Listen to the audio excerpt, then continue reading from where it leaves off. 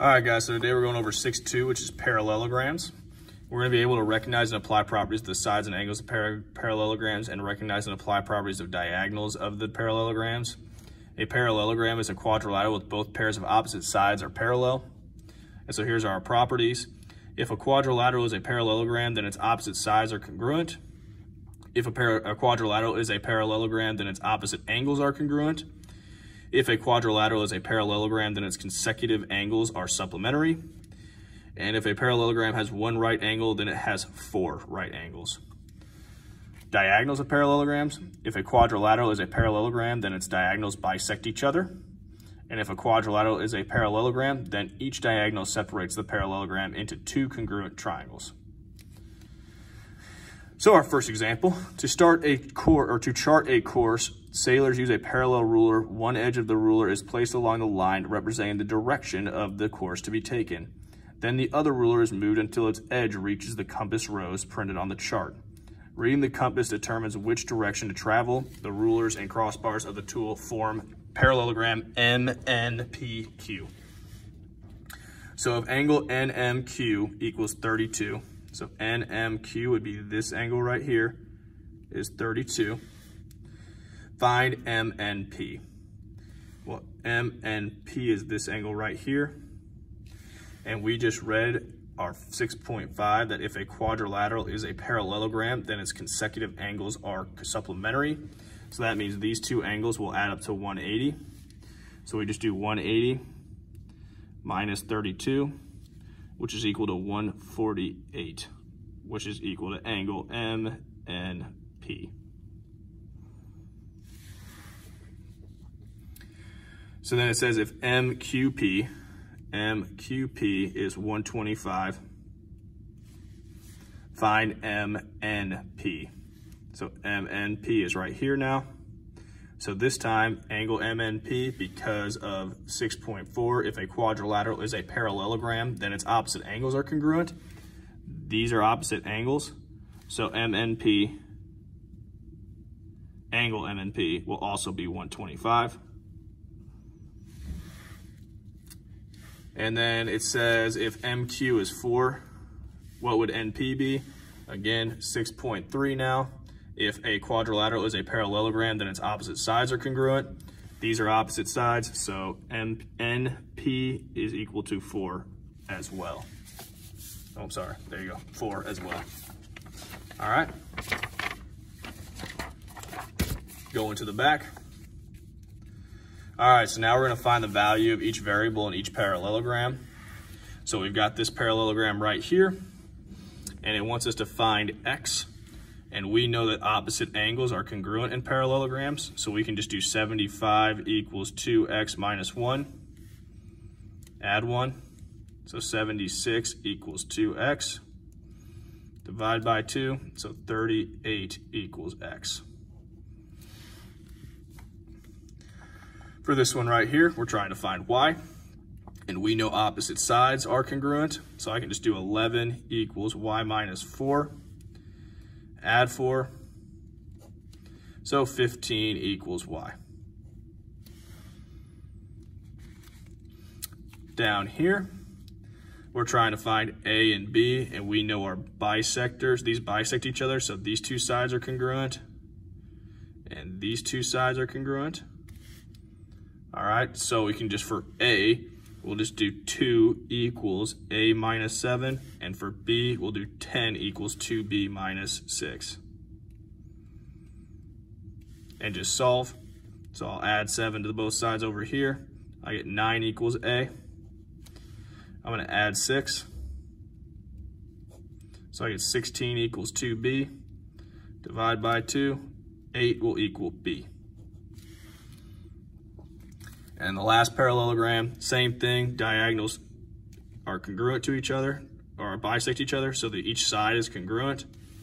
So for W, we'll do 4W minus 7 equals 2W plus 3. And for B, it'll be 2B plus 5 equals 3B plus 1. And we just solve. So I do minus 2W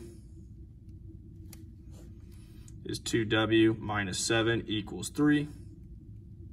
Add 7, we get 2w equals 10, divide by 2, so w equals 5. And then we do the same thing over here, minus 2b. So I get 5 equals b plus 1, minus 1. I get 4 equals b. All right, so coordinate geometry. Determine the coordinates of the intersection of the diagonals of parallelogram A, B, C, D with vertices at A at -4, 6, B at 5, 6, C at 4, -2, and D at -5, -2. So first thing we gotta do is graph those points. So A is at -4, 6. B is at 5, 6. C is at 4, -2. And D is at -5, -2.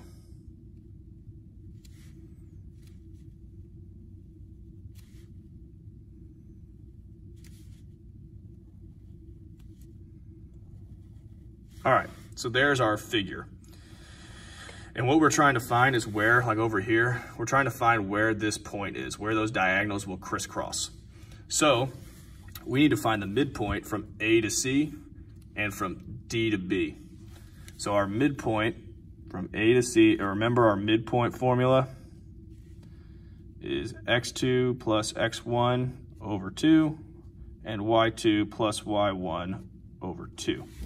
Okay, so our midpoint formula for AC, I'm gonna have -4 plus C is 4 over 2, and 6 plus -2 over 2. So -4 plus 4 is 0, so AC will have 0, comma, and then 4 over 2 is 2. So AC is that midpoint. Now for BD, we need it to do the same thing, find the midpoint, and it needs to match. So BD is equal to 5 plus -5 over 2, and 6 plus -2 over 2. And so we're gonna get the same thing, 5 plus -5 is 0, and 6 plus -2 is 4 over 2 is 2. So that is where they will intersect because they both match. So if we go to 0, 2, there's that point. That is right where they will crisscross. And you cannot just draw those lines yourself and guesstimate, because if there's a decimal, like let's say that 2 was 2.3, that's hard for us to guesstimate up here on the graph. So make sure you solve it mathematically. So number 7, use the graph shown. So use the distance formula to determine if the diagonals JK, LM bisect each other and explain. So we need to prove that these two bisect each other exactly perfectly. So we need to prove that JP will be equal to PL and that MP will be equal or congruent to PK. So we need to do the distance formula for all of that. So we need to figure out what points these are at. J is at -5, 5. K is at 2, 5. L is at -1, -1. And M is at -8, -1. And P is at -3, 2. Okay, so we're gonna do the distance formula for JP. So JP will have -5 minus -3 squared plus 5 minus 2 squared. So we'll end up having -5 plus 3, which is -2, squared is 4, and 3 squared is 9. So we'll have the square root of 13 here. So now we need to do distance of PL, and it needs to match. It needs to be the square root of 13. So PL equals the square root. And we're doing -3 minus -1 squared plus 2 minus -1 squared. So we'll have -3 plus 1 is -2, squared is 4. And then we'll have 2 plus 1 is 3, squared is 9. So add those together, we have the square root of 13. So JP and PL check out. All right, so now we just need to make sure MP and PK will equal each other. So we do MP equals the square root. And we got -8 minus -3 squared plus -1 minus 2 squared. So we've got -8 plus 3 is -5, squared is 25, and then -3 squared is 9, so 25 plus 9 is the square root of 34. So now PK needs to be the square root of 34. So square root, we got -3 minus 2 squared plus 2 minus 5 squared. So this will be -5 squared is 25, and -3 squared is 9. 25 plus 9 is 34, so the square root of 34. So they all check out, so these do bisect each other perfectly. So since JP equals PL and MP equals PK, they bisect each other.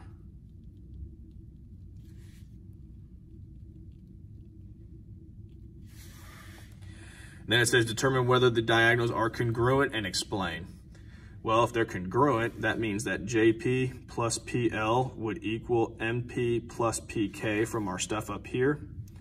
The square root of 13 plus the square root of 13 is not going to be equal to the square root of 34 plus the square root of 34. If you put those into your calculator and you add those up, square root of 13 plus the square root of 13 and 34 plus 34, you end up getting 7, so it would be square root of 13 plus the square root of 13 is 7.2. The square root of 34 plus the square root of 34 is 11.7. Those are not the same thing, so they are not congruent. So no, they aren't congruent. Because JL does not equal MK. And then use the slopes to determine if the consecutive sides are perpendicular and explain. So if you do the slope of J to K, that's 0, right? It's a horizontal line, so that's 0. And then you do JM, it also needs to be 0 or undefined, and it's not. J to M is 1, 2, 3, 4, 5, 6. 1, 2, 3. So it would be -6 over -3 or 2. So no, because slopes aren't perpendicular, or I'm sorry, aren't opposite reciprocals. And that's all for 6.2.